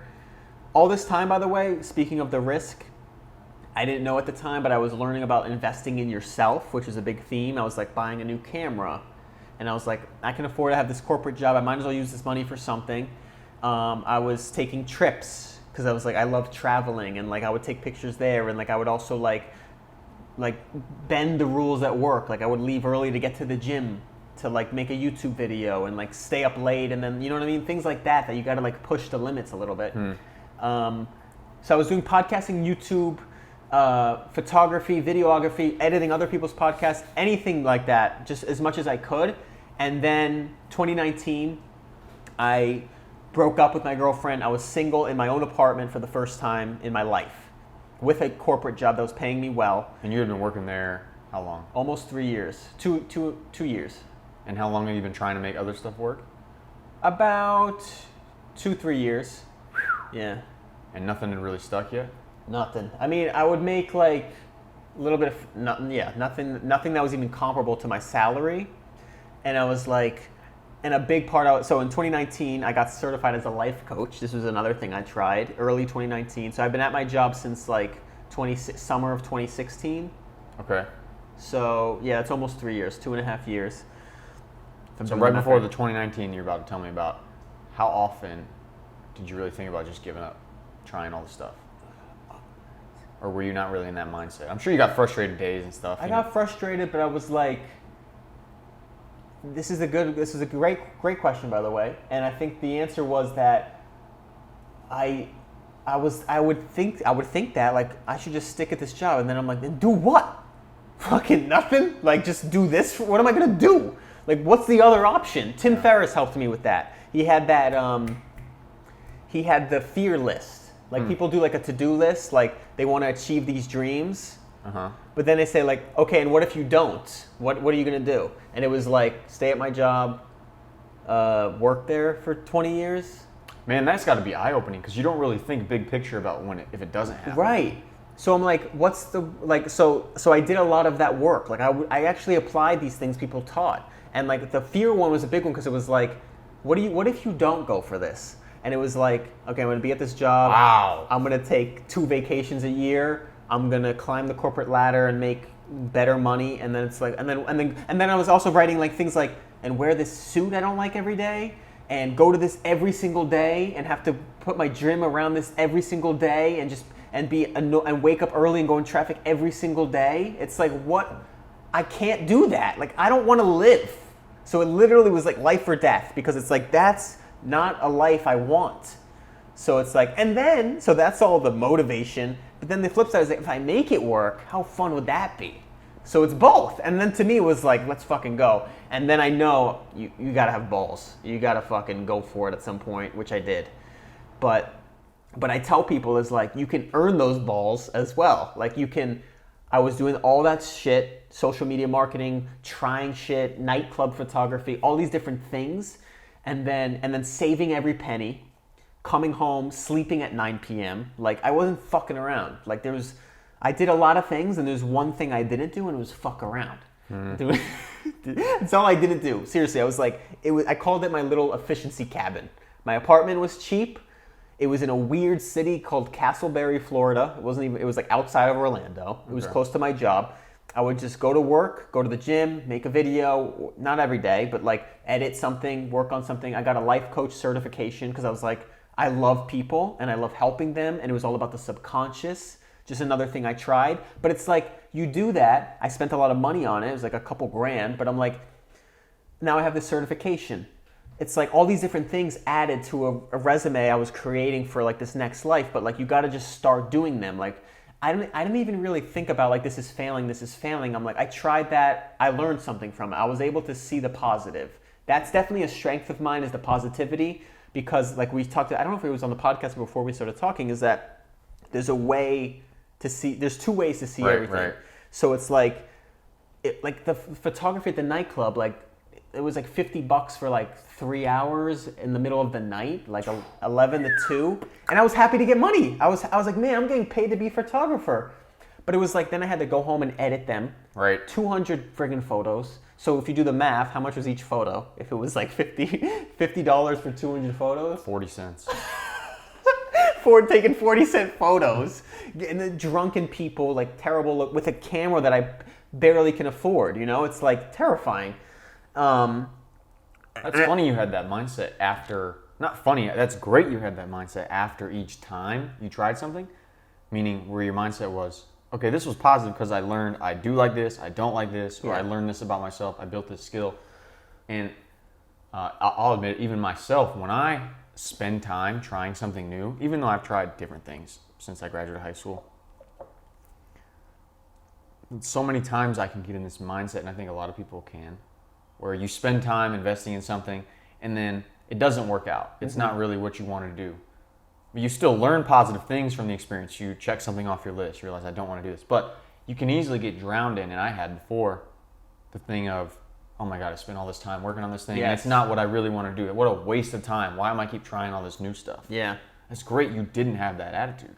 I didn't have that attitude overall, but I've definitely had that experience a ton. And I think the strength of mine was to be able to keep going, because if you do it and you have that where one works, then you could be like, okay, well, you have this understanding that sometimes it does. Because if you stop there and you never try to, like you had that experience, but you kept trying things, right? So for some reason you kept trying. That's what I want to instill in people, is like the experience is you don't know what's going to happen, but when you take the action, even if it sucks, it wasn't a waste of time, because like there's always something you can find, but you have to look for it. Like if you just be like, it was a waste of, like the nightclub, what the fuck did I learn? I learned something I fucking hate, especially with the video editing. It's like, but Casey Neistat, again, he taught me this as well. He was scrubbing, he talks about all the time, like clam chowder or like some seafood restaurant. He's like, I hated it so much. All I know is I hate this. So if you don't know what you love to do, you know what you can avoid. So I know that's really valuable. That's with the job too. Is like I hated going there every day. You had to have the experience though, in order to realize what you don't like. Exactly. You can't know if you don't like something until you try it. Yes. That's why that whole idea of us having our life figured out at 18. Yeah. It's ridiculous. You have to try so many things and see what you don't like. I think I just told my friend with this as a really cool analogy is like, you're just pinballing. Like you just gotta like, you're just like, this I don't like, this I do like. Like this size might be this, but you're kind of going, you're getting closer and closer and closer to something you like. Right. But so even in the bad ones, if you learned nothing, you didn't get better, you hated it, you got hurt, you almost died, all these different things, I'm not going to do that again. Right. That's already one thing right there. So it takes, I talk about positivity as a muscle, because it takes skill and it takes practice to like see that. Because even if it was a bad experience, like say I went to film for some guy, I don't even know because I like filming, but say I tried something weird, like training people to do something, and I almost got robbed, or he hurt me, or he got injured because I told him he broke his neck and he's paralyzed, some crazy thing like that. It's like, well, okay, I did that wrong. What did I do wrong there? You know, it's like a horrible experience, but there's always something to learn if you can try to see it. But that's an extreme example, and that's like a strong muscle. That's like a hard workout for your positivity muscle. So you already had that muscle getting built. Yeah. And then you're 2019, you moved out, you're on your own finally, you're trying all this stuff. So what was the quick synopsis of how it finally broke where you're like, I can quit this job? So I was doing my own podcast daily. I was doing a daily podcast, by the way. So working a 9 to 5, and then doing the podcast and editing it. Yeah. So I was doing my podcast. Sometimes I would do it the night before, but I would do it like wake up at 6:30. Wow, so you were like Mr. Sacrifice. You didn't Yeah. mess around after. You No. went to bed at 9. Yeah. Wow. That's what I tell people too, is like, just go all in. You got to go all in. You got to give it your all. And then you learn a lot. Like, and this translates into the main client I got when I quit. So I was doing a daily podcast, which means like wake up half tired, got to do the hair, you got to do that. I was doing video too. So a video podcast, publishing it every day, trying to make my YouTube pop with that. Then going to work. And then, it was rough. And then still working out and almost every working day. out, trying to dunk. We gotta go, baby. Wow. You gotta go for it. And so then, See, this is stuff people don't realize goes into it. I know but that's why, like, when people say like, how do you then, like, I do all that. I do all that work, right? Audio, video, learning how to edit faster and pushing my efficiency as fast as possible. And they're like, what camera do you use? I'm like, you use the fucking camera? You fucking, it's ridiculous. So, but again, That's true. That's a good point.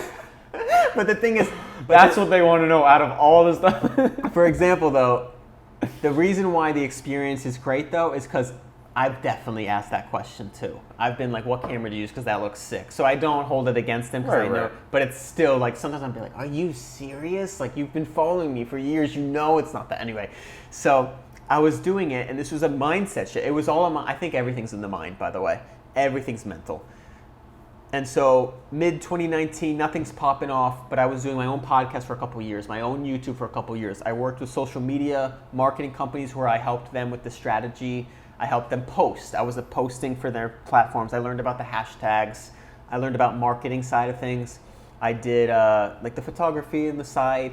And I even did like freelance editing. So I was trying to get my editing like for other podcasts. Like I knew I could do other people's. So a bunch of those skills basically in that realm of like a social media full thing. I'm like, somebody needs these skills. I'm just not finding people. Like somebody needs one of those, and I do all of them. I'm like, and I was like thinking like Gary Vee's got the video guy, and I'm like, I just need to start meeting people. So I think it was like mid 2019.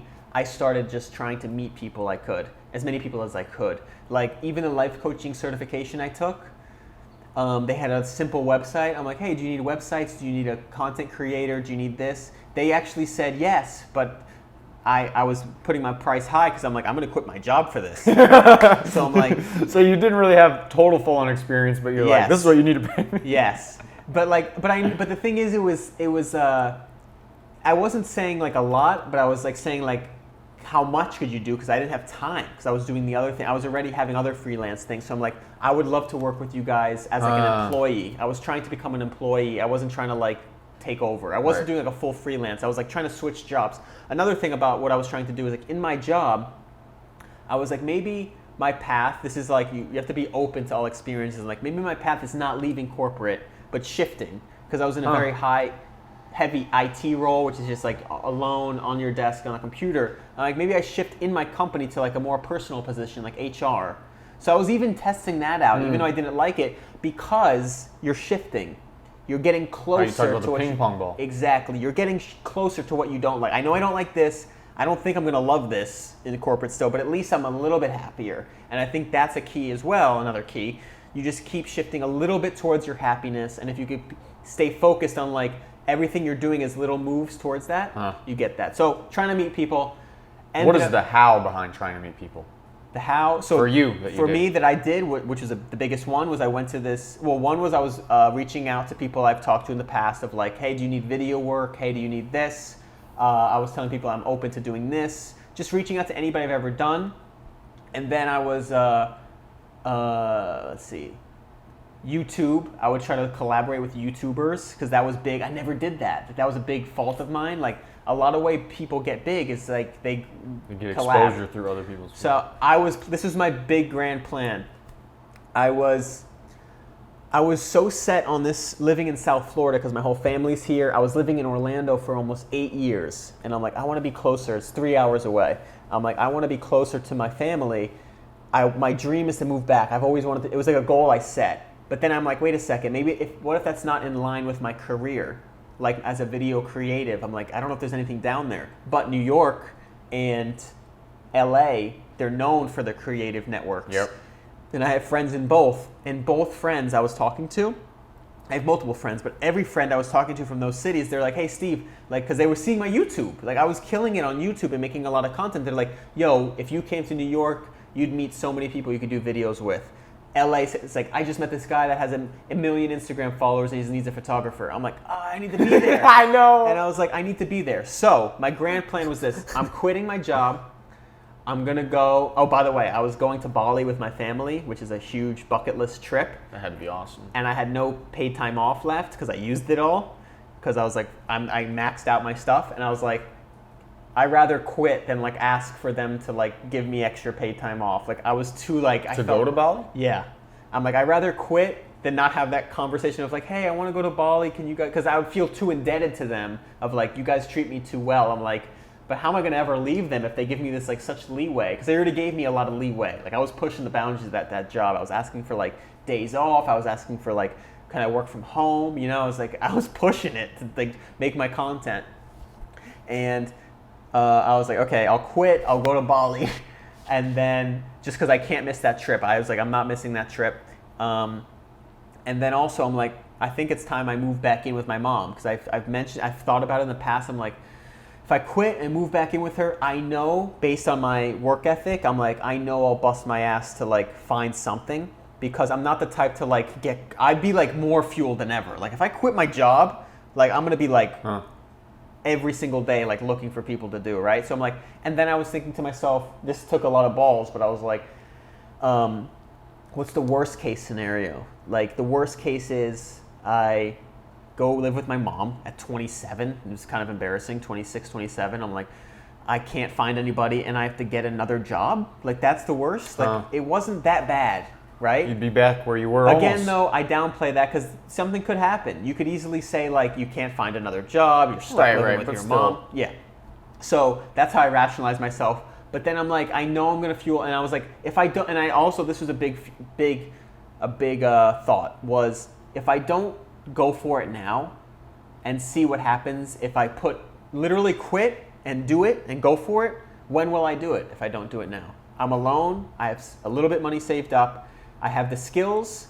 I have this like cheap apartment I could easily get out of, and I have my mom I could live with. It's like I'm only going to get older, and like if this is not a perfect opportunity, when is it? And it's like there's no perfect time. Like that was terrifying to do, but it was like you gotta fuel yourself up. You gotta tell yourself like, if not now, when? And you got to do the fear list of like what's going to happen if you don't. Yeah, that's the huge one. I never even It's thought a good about. one, huh? That's Tim Ferriss. That's all him.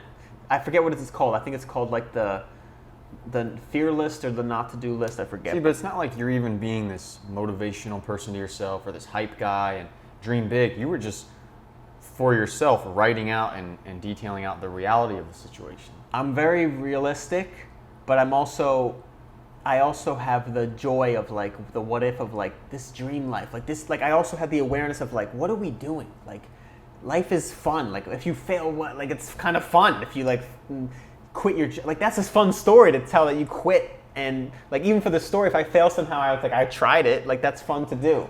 So I had this like, I just love the idea of like living this like fantasy. And that was like definitely part of it. So I'm very realistic. The realistic part actually probably kept me in that job longer. Because if I had more of the fantasy part, I would have been like, I'm not even going to get this job. I'll see what happens. Let's make it happen, baby. And move to LA. So my point was, I was going to, back to the story, I was going to quit, and then I had trips planned to go to New York and meet with my friend, stay with him for a couple days. See who you could meet. See who I could meet, just kill it as much as I possibly could, and then go to LA next. That was it. I didn't even have, I literally bought the ticket for New York for like the next weekend, and I went to a networking event the first weekend and met somebody and got a gig here in Hollywood. So you I went quit to a my job. networking event here? Quit my job, yeah. Because my mom knew people. I was contacting people, hey, do you know anybody that needs video work? He's like, I actually have a networking event here in Hollywood. And what does that mean for people who don't know what that means? Networking event. It was actually a YouTuber. The guy, Eddie Pinero, who I said was my co-host on a podcast, I worked with him. He was hosting an event because he has a big YouTube. he was hosting an event to meet people in person, and also just his is all about motivation, kind of making an event around a live, almost like a live YouTube experience. Okay. So it was that, but it was also for people to like meet people, entrepreneurs, and just kind of try to meet like-minded people that are trying to make more out of life. That's all it was. It was pretty simple. And it was his first live event, I believe. So it was just like, for me, it was awesome because he was a YouTuber. I haven't met any YouTubers, and he was successful on YouTube. And I was like, wow, this would be amazing. I've actually, luckily enough, got to talk to him on the phone before that, pick his brain. So I'm like, man, I get to meet a YouTuber in person, maybe like learn something, maybe get my YouTube to pop off, who knows? And I ended up meeting one of my clients that I still have now that day. And I quit my job that Monday, like after the networking event, just because I had the Bali trip planned and I wanted to do it. And then I signed with that guy, like we worked out a deal for me to work with him or work for him. That happened not till after you quit the job, though, right? It was like that you simultaneous. finalized the deal? Yeah, so, or I think it was like a handshake agreement. We didn't really talk about money-wise, but he's like, yeah, we can work together. And then that following Monday, I quit, which is pretty scary. But I was like, but the thing was, this is what I tell people, that's not just to tell people, but I think is a huge part, is that I think in my mind I was set on quitting. Already. And I think that's a huge point because when I met him, I was in that energy.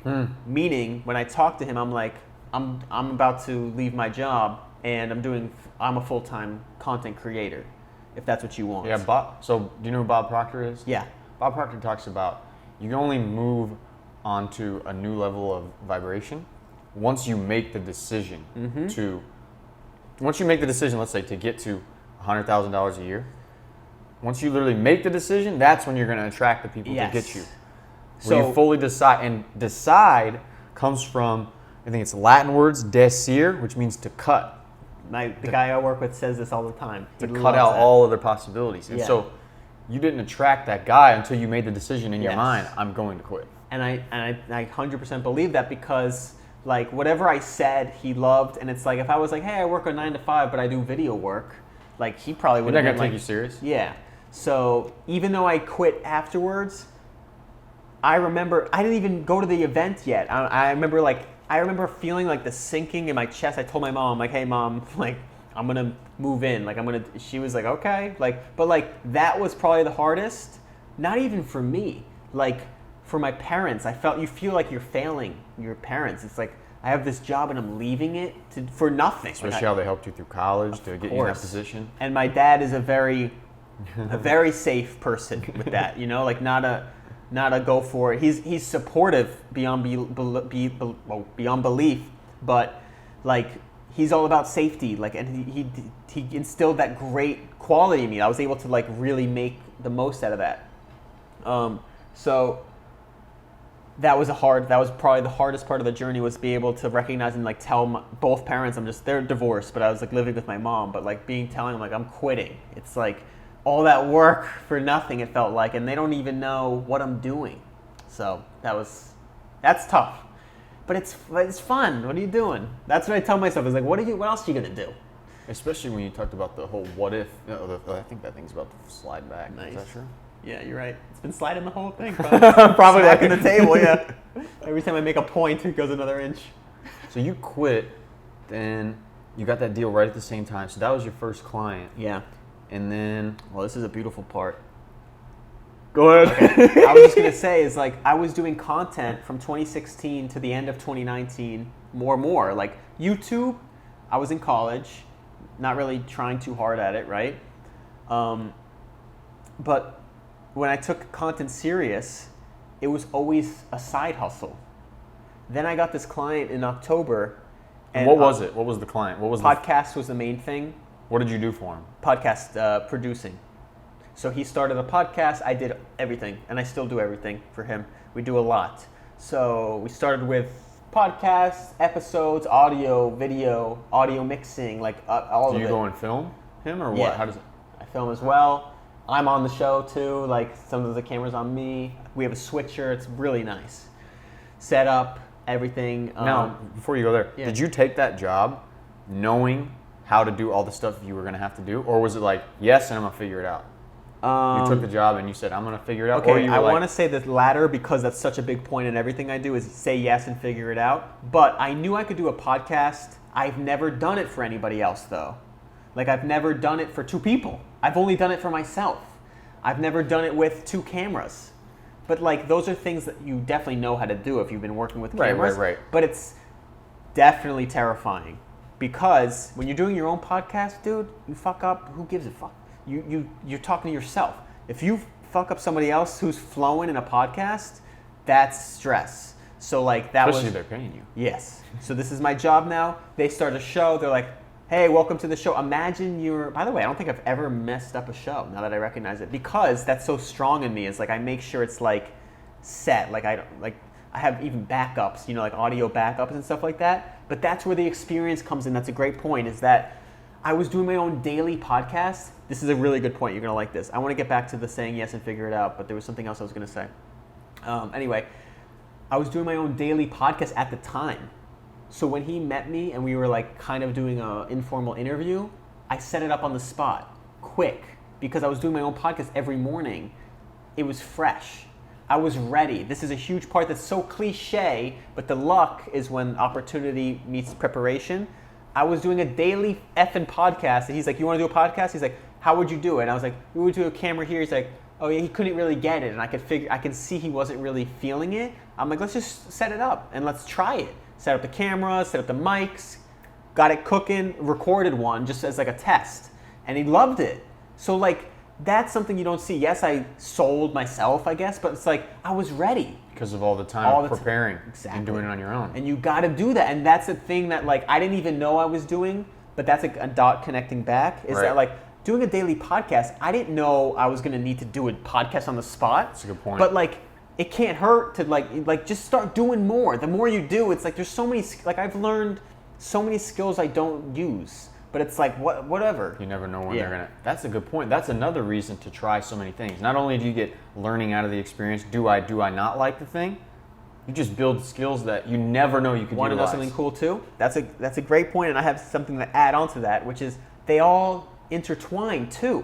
It's like, for example, I'll take these photos of like realtors I took yesterday, but podcasting skills and talking with so many people made me comfortable with them. And like so many, you don't know, I'm getting chills.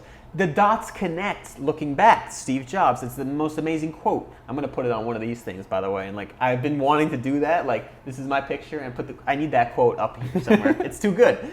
So like, you don't know how they're gonna work, And it's like, even like, oh, you wanna hear, this is a really good analogy, it makes me look really smart. I think it was Michelangelo. He was. Oh, that's a throwback right there. Yeah, Michelangelo, the astronomer. He was looking at the moon. I think it was him. I don't know if it's Michelangelo. I'm pretty sure. Looking at the moon. Everybody was looking at moons. They were seeing shadows, right, or craters. They couldn't tell. He realized they were mountains, right? There was mountains on the moon, and they're like, and it made sense. It made sense to their science and all these different things. They're like, how did you know they were mountains? Not like, because it's hard to tell if they're, right. And he was like, because he's a painter, in his spare time he paints, he understood the shadows. So you never know. That's why we just got to gain experience when we're young. You got to gain experience. You don't know how your dude. That's insane. And dude, your hobbies, your artistic endeavors, like his painting has nothing to do with astronomy, but it translates. You never know. You just got to do what you love. And that's what it comes down to. And I bet when he was doing I think sometimes we can get so stuck in, at least I have a lot in the past few years, where you think, oh, why should I take on painting just because I enjoy it? That's not going to lead to... Exactly. That's a thought that you need to eradicate. You got to just be like, I don't know, but I love it too much. And that's the dunking. The dunking, I loved it too. The thought of it was too loving. I don't know what else. It was too strong. It was too strong of a love or a desire. And that's what Bob Proctor talks about, which is also Think and Grow Rich, is like the desire has to be like burning in you. And that dunking was there that it blinded me for everything. So I think you find your desire, it endlessly fuels you. Yeah, you just chase everything that you're interested in. Yes. And then, man, so because you were doing the podcast on your own, that allowed you to get the first client. You never would have thought that. No. And then there was so many other intangible things of like, oh, by the way, he loved my dunking. Like my first client, he loves that I dunk. He's like, I don't know what you did to be able Especially to do looking that. at, 5'9", Yes. 5'10", white guy. Who doesn't like that? So it's like, when I showed him my videos, he's like, oh, I'm like, I asked, because I saw his Instagram, I'm like, hey, do you need help building your Instagram? He's like, what do you do? I'm like, here's mine. And I showed him my dunk. He's like, you dunk? He didn't even care about the content. He's like, you can dunk? That's awesome. Like, so like, even my own experience, like my love for dunking translated into my content because it's just something I love to do. Like, you don't know, and like some people just like that. So people could say like, oh, you can dunk, that's such a marketable thing, but it's like, it doesn't matter what it is. It's just like, I only did that because I loved it. The point is that I chased something you love. It's not about like that, what it ends up being, it's the start of it. Plus, if you just, like, that guy thought dunking was cool, right? And so he was more into you possibly because he thought dunking was cool. Just a little bit, right? 100%. But, so he liked something that you liked, right? Yes. But if you had not pursued the thing that you truly liked, you wouldn't be attracting people who like you for what you truly like. That's it. That's all those little things. That's why we just got to be ourselves. And I know. It's so funny because that's kind of what my content's becoming. Like, I just revamped my whole Instagram. It's all about living life to the fullest. And one of the hardest things, which is fun to do as well, is like everything that when I think big, have these long conversations, they come to such a cliche saying like, just be yourself or do what you love. But those got so overplayed, but they're still true. But you have to like really know what that means. Like, do what you love. And that's why where I think I'm making my niche is I like to really say, what does that even mean? Like, what does it mean to be yourself? Everybody knows like, oh, be yourself. It's a good thing to do. But it's like, no, like, what do you like to do? What would you do if you, this is a question I like to ask for my life coaching course, is I give people a dream life map. Is like, what would you do if you had all the money you could have and you were financially set? Because it's hard, if you, just like Bob Proctor, this is a really good one. When you think of that experience, now you're thinking differently. Like, if you put yourself there. But if you're like, oh, if I had a lot of money, I'd buy this car. But it's like, okay, you did that. But like, think bigger. You have the car. You're literally waking up on a Saturday and you have $10 million in the bank and you have a beautiful family, or maybe that's what you want. You want the family. But what would you do with your day? Like, literally think about, what would you do? For me, if I woke up and I had $10 million, I'd still take photos. I love taking photos. I'd want to train.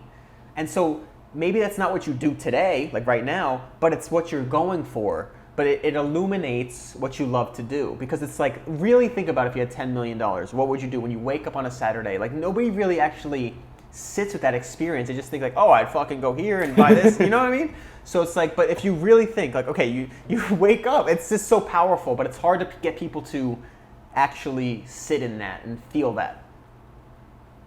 I'm not sure where to go from here I don't now. know either. I can go back to the... Well, so you got the first client. Yeah. And then where did it start going to the point where you were actually getting multiple different clients? So I said where was, first of all, where was YouTube at this time? Your personal YouTube? It was at like 30,000, 35,000 maybe. No, maybe, yeah. So it's still just a fun project, not a lot of income coming from that. No, yeah, the most I made was maybe like 1,000 one month when I had like a spike, but like it's not sustainable. Like, it's so up and down, but it's led to everything pretty much. But YouTube is still trying to grow it. Like, I still would love to be like a full-time YouTuber, but it's not as a priority anymore because I see so many other beautiful things that are like, the whole reason I want YouTube to be big is the freedom to just create and be myself. Like, if you have like, for example, if you have 10 million subscribers on YouTube, what would you do? I'd still make a video and make it like the hypest video. So that's what I do now, is like, I just be like, just make the best video I could possibly make because I have more time and I'm not trying to escape a job. And that goes back to the Bob Proctor and all the other stuff with the law of attraction, where you act like the person you want to become. Yeah. If you want to be a big YouTuber that makes hype-ass videos, Yeah. just start doing it. Yeah. And then you will attract the audience that likes that type of stuff. Exactly. Which is, I'm big on that. So what I was going to say, I said this before that whole tangent where we got lost, which I said this is the beautiful time, is that after I got this client, it's been a year and some change, maybe like 13, 14 months. This is the first time everything I was doing was a side hustle. I've been doing it full time for a year. So my skills felt exponential, because before it was like making progress, learning a podcast, getting better at audio. Because you had the 9 to 5. Yeah, and now it's full time that it's like I can make photos every day. I can make videos every day. I'm like learning new skills and I'm trying it all. Instead of like taking nightclub photos once a week for drunk people. I'm getting experience doing like high-end people and then editing them longer and like doing and like getting, it's just, I just realized that like after my 1 year anniversary of like my quit date, I was like, man, I've been doing content for a full year, and that's just an amazing moment. Like this picture I have here of this beach is like, I got to be here on the beach when the sun rises. It's like not so many people get to be on a sunrise during the beach. And I was there ready for a picture. And another funny thing I like to think about is there's so much that goes into like clicking a button for a photo. And it's like when people like see you taking photos, all they hear is the click, right? Yeah, and they're like this picture, this is why it's so impactful for me, is like I'm here on the beach. I was able to be in the sunrise. I had the right settings. I was ready. I was awake. I had all these different things. And I've been there before, meaning like I've made the mistake of taking the sun wasn't looking nice. The wave was wrong. All these different things were like, I've done it so many times that it's like all these things accumulated to one click. Yep. And now you see, and then it's like, it just reminds me of that every time I look at that, because it's like, all this experience of like, I wanted to be on the beach so bad. In Orlando, you're an hour from the beach. I grew up in South Florida, which is like 20 minutes from the beach. Mm-hmm. And Orlando's just not an area for me. So it's like living where I want. I made a job that I want that allows me to be on. When it's like, the sun's not always out. Like this morning it wasn't out. Yeah. So it's like to have the freedom to like, when the sun's out, oh, I can run down to the beach. It's like, it's such a reminder that all these different things I've had such a long vision. I was telling you before, is like I had these journals. Oh, yeah, like, yeah. Well, I didn't grab them, but that's right. like I would visualize like what would be my dream life is like waking up on the beach to the sunrise, to the natural sunlight, because I love sleeping like everybody, but I like the whole day, and I'd rather go to sleep with the sun and wake up with the sun because it just feels best for your body. Yep. It's best for your body. So it's like taking a snapshot, taking a picture like this, it's like a reminder of all those millions of experiences that add up to one moment, and it's really cool. It's got to feel so rewarding after all of the work you put in and struggle trying to figure something out, to now being in this beautiful condo right on the beach, being able to just make stuff for clients, for yourself. So, and yes, I'm very happy and I'm very grateful every day. Like I said, like I went for a run, and instead of like a motivational, like get your ass to the beach, I'm like, be grateful, you're alive. Like that's the way I motivate myself. And also, like I still do it. A couple weekends ago, my friend was going to the gym, and it's a gym that I've seen him go to, and it's in Boca, and there's so many nice people there. I want to meet them. I'm like, can I come? And I didn't want to work out. He's like, and I wanted to hang out with him, and I was like, I'll just come take pictures of you. And I went, ended up taking pictures of everybody in the gym just because I went. It was so much fun, had a lot of energy, met the owner, he loved the photos, met a couple different people there that they're like, oh, what do you do? Like, and I sent them the pictures on Instagram. They're hiring me for like their own businesses outside the gym, but it's like, goes back to the free work thing. Exactly. I just went there to have fun. And do what you like. Do what I like to do. And I was telling him about that, like after that experience, is like, I went there, took free photos, but it like opened a million dots, as we called it for the Steve Jobs quote. But like, I could have easily been like, why am I going to go there? Like, there's no point. I could have easily done that. But for me now, I have the experience that happened. So now it's like, you got to live in the world of like, you don't know what's going to happen. You got to take the action. And say yes to more opportunities. Yes. Say yes and figure it out. That's why when you said that, right. I'm big on that, because the realtor people, I didn't know, I didn't never done them before, but like, again, this is a strength of mine. If she said, if I failed, I said to I was scared, man. Like, how did they propose it to you, and how'd you meet them? Friend of a friend. She said, we have a photographer, but he's all the way up in Fort Lauderdale. You live right next to us.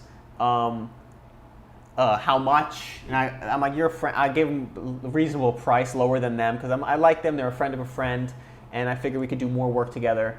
And that was it. And I literally was scared, even though like I have two sides of your brain. Everybody because you hadn't done those types of like photos for. So I was able to say yes because I felt like I had the skills. I'm like, I know I'm good enough. I know I'm gonna get some of the best, not only good pictures, but like pictures they'll be like happy with. Like that's how confident I am now in my skills. But then my other side of the brain's like, what if you mess up? What if they don't like any of them? What if all these things? But I'm like, you gotta go for it, because if you don't, you're never gonna break through, okay? But I had that extreme fear. And then the other thing about the fear I was going to say was I was so scared that I actually went through the whole fear experience because of that Tim Ferriss thing. It helps. It's like, okay, what's the worst case? The worst case is I go there, they get 0 photos that they like, 0, or I fuck up everything. Okay, then I'll give them their money back. There you go. I know, it's something like, I was just going go. to say that to you. I was like, well, what is the worst thing? Exactly. So I'm like, okay, what are you freaking out about? Like, I'm like, but the thing is, the reason why I was so scared is because they're paying me, and I'm so empathetic. I know this about myself, is that I would never want them to like waste their time or their money. And I'm like, okay, if it really goes bad, I'll give them their money back. And if it goes that bad, I'll give them their money back and just schedule another shoot for them for free so they'll get their photo. So I basically eliminated the fear because it's like no matter what happens, I'll make it work. You can find a way to mitigate it, and that's what Tim Ferriss said in his book, The 4-Hour Workweek. Not my favorite book, but a lot of nuggets. And one of them was like he wanted to go travel. You're traveling now, and like one of your fears might have been like, how do you get mail? Right. And so he's like, well, he's like, what if I miss a crazy document from the IRS? He's like, okay, what are the ways I can mitigate them? So even though that's like a 1% chance, you can still write out ways to mitigate them. Be like, I could reroute it. I could have someone check my mailbox. Like there's ways around it, right? And then once you do that, you're like, oh, okay, first of all, I have ways to fix it. And second of all, it's probably not going to happen. Right. So, but by getting it out, this is powerful. By getting it out and writing out the ways you can mitigate it, it's now a known. And we know our brains are afraid of the unknown so much that making it known is everything. So when you make it a known, it's like your eyes are open instead of like closed. I like to give the analogy I heard from, I think, Duncan Trussell. He's a great podcaster, hilarious comedian as well. He said, like you're in a house with your eyes closed, you're like waiting for this punch. Someone's going to punch you in the face. But if you just take the punch, it's over with. And you don't have to worry about getting punched. I don't know if you need the eyes closed or anything, but like you're in like a house and you don't know where you're going to get hit from. So you're walking around these rooms. That's like your mind. You're walking around these different rooms afraid of this punch. The unknown. But if you just take the punch, then you're free. You don't have to worry about it ever again.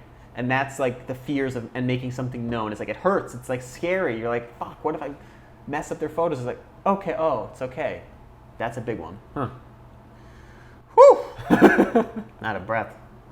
So, I mean, it seems like we got the whole story now. You're up here. That was fun. Yeah. What I would just ask you now is that it seems like the biggest takeaways are that you've learned and that people need to learn is try a bunch of stuff to gain experience, and you never know when it's going to pay off. Try a bunch of stuff. To be willing to do free work. Yeah. That's a big one. And that the sacrifice is just necessary. Like and people don't. That's another one. People need to realize that there's so much behind the scenes that goes into getting so much to this behind point. the scenes. I would also say, find out who you are. Like, what's your perfect life? Because then you're going towards that, and that life is so exciting that it'll help you through the trudgery of doing the free work. Like, if you can connect the free work of this sucks to like I'm headed here, like to this part. And you can remember that, it'll help you stay motivated. And just also have fun. Like, just like remember, like your whole goal, the whole goal is to enjoy life more. That's my content. It's like you're trying to enjoy it on a higher frequency. It's like a song's playing and you're just trying to turn up the volume. Like you hear, everybody hears a little music here and there, but if like, imagine you had like better headphones, you higher volume and even better music if you like don't like what you're listening to. Turn it up, baby.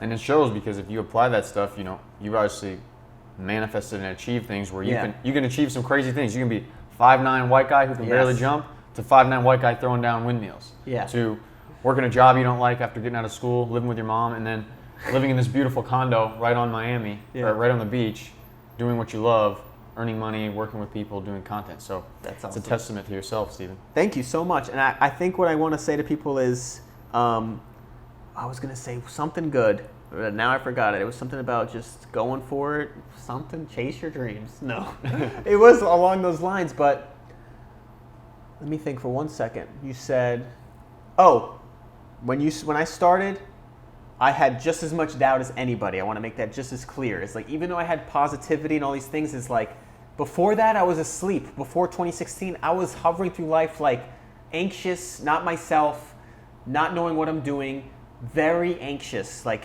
around people. Like, I love people, certain friends I was very close with, but I was like always like not myself. So like, if you're feeling uncreative, you don't know what you're gonna do, you don't have any motivation, you don't know who you are, I felt like that too. And so I want to say that because that's what inspires me, is like somebody that's like being honest. Yes, and also just the transformations. Like, you see those people, you want to be like that, but like, I really resonate with that. You can even watch my older YouTube videos. I'm not as comfortable in the camera, but it's like, you gotta just start. You just gotta start and like take the punches, take the bruises. You'll learn. You'll get so much. You'll be so proud of yourself for just trying that it'll just one little thing could be a fucking shift. It could be a huge shift. So like, any moment, live in the infinite possibilities that every moment is brand new and you can do so much. Let's go. Let's go.